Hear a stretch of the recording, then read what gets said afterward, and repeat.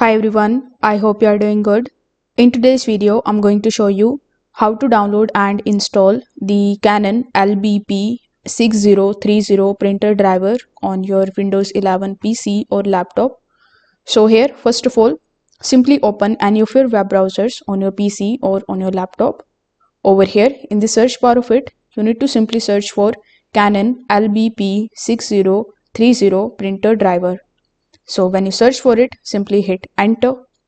Now here, after doing so, you are going to see a bunch of different links in this particular list. So you can click on any of these links that are available here. After right clicking on the link, you will see the option of open link in a new tab. So when you open it in a new tab, you will be landed here on this particular page. Now it is going to show you this download option. So click on the option of download, then click on the option of save. Now this particular driver will be downloaded on your device. Now in order to install it, simply double click on the setup, then click on the option of install.